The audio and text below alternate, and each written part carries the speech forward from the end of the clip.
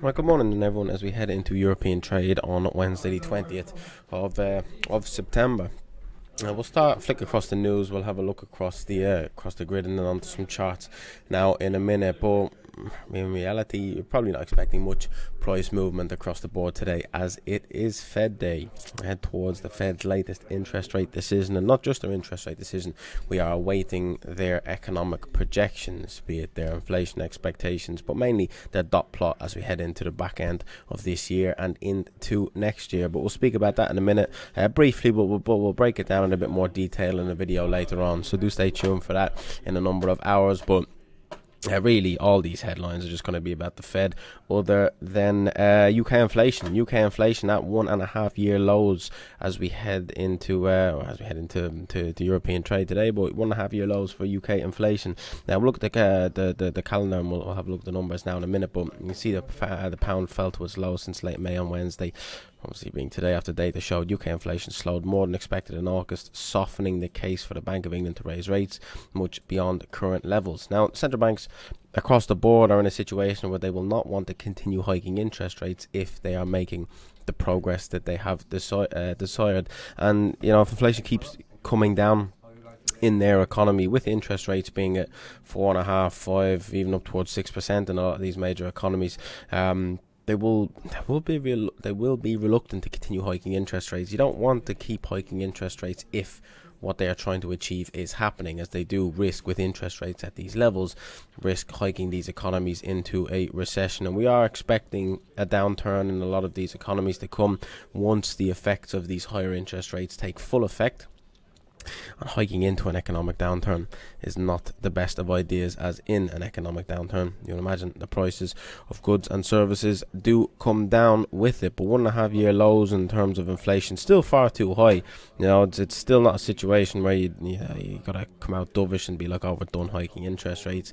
Still gotta talk a good game. Still gotta try and get inflation under control. Inflation above 6% in both the headline and the core CPI print is still not good in the UK.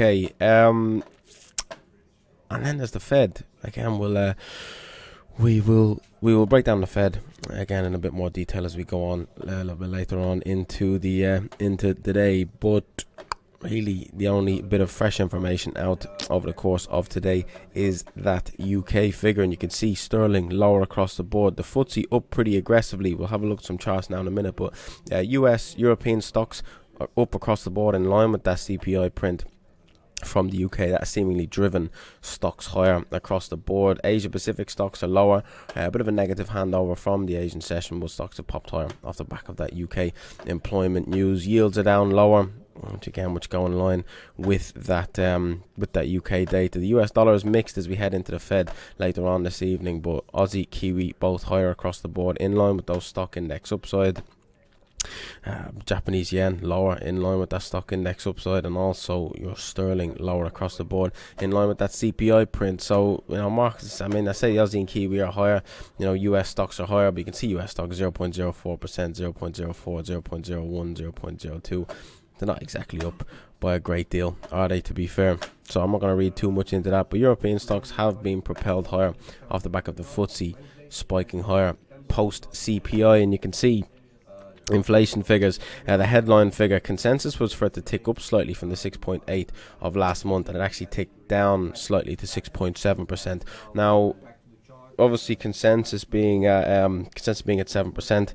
The fact that it came in lower, obviously a positive for getting prices under control in the UK economy. The core CPI print down though massively, right? Maybe somewhat surprising with rising oil prices that the headline figure did drop by 0.1%. Down on the consensus from 7%. The core CPI print down nicely from 6.9 down to 6.2. So solid progress made this month in terms of the core CPI print. 0.3% in terms of the headline month over month figure.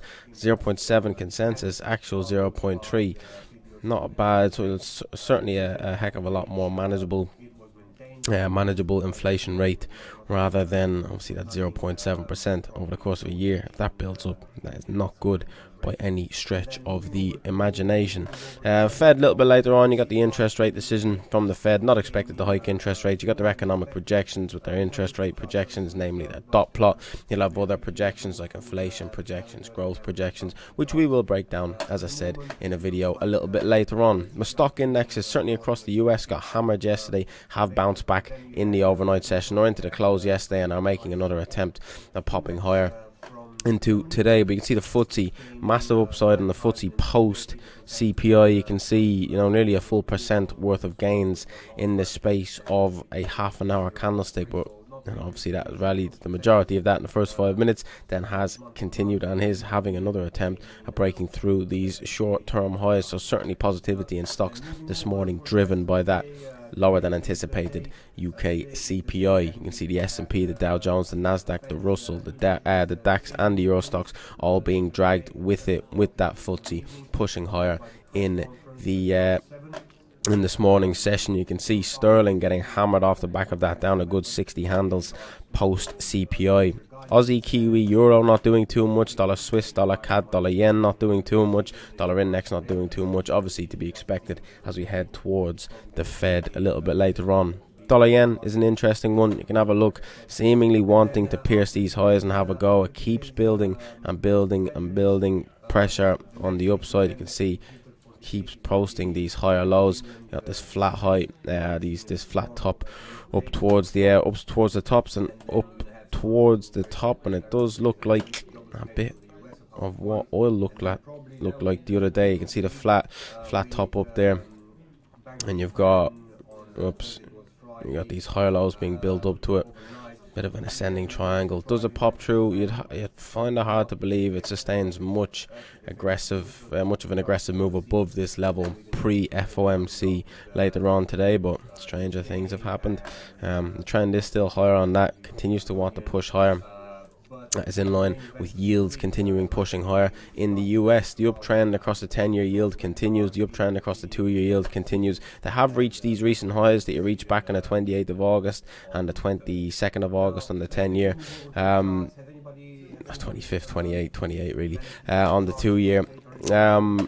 Have rejected off these highs initially, but the trend is still higher. The trend is your friend. You got to back a trend continuing. So yields continue their move higher, which was maybe a bit unexpected. They're expecting no interest rate hikes whatsoever. Hikes being priced out of their November meeting as well from the Fed.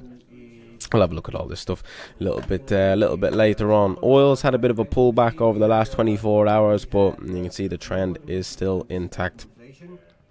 Upside bias remains, although does not remain forever. The fact that it reached up at 93 is, rejected pretty perfectly off 93 there, as you can see, but back down towards 90, just hanging out above 90 now, rejected 90 in the overnight session. Let's see if that can break 90 to the downside. That would probably spark a bit more short-term downside in the price of oil. Pullback, not to be unexpected.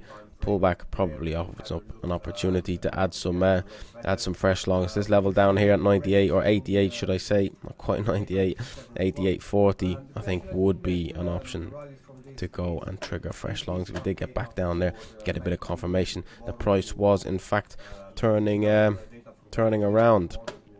Apart from that, data out later on, nothing really out of note apart from oil inventories expected on oil inventories again a little bit later on. 330. See, the majority of these over the last kind of 10-12 releases have been draws. You had a bit of a build in last week's inventories, but another draw should spark a bit of downside in or a bit of upside in oil, should I say. API's inventories, you can see for the last week, actual minus 5.25 million. So beat consensus, or missed consensus technically, but less oil inventories or less barrels of oil in circulation in the US, or in inventories in the US, than previous week, and also lower than consensus. So that is bullish for the price of oil, although it has not materialized. If you get another one of them in today's EIA version of calculations, well then that may spark a bit of fresh upside in the price of WTI. Interest rate decision from the Fed we've spoken about. We'll break that down in a video a little bit later on, but markets may be likely to be a bit subdued until we get into the Fed later on. Maybe be careful, don't go trashing money around like it is any normal day in terms of moves being sustained. Not normally a recurrence or an occurrence on Fed day, so be a little bit careful with the money you got in your pocket. Maybe keep it in your pocket unless you find a good opportunity on something that is not influenced by the US dollar, but in reality pretty much everything is influenced by that currency in some way or another. So be careful out there today, folks. We'll break down the Fed a little bit later on. If you do try and trade, best of luck. Markets may be a little bit choppy until 7 p.m. tonight. In the near term,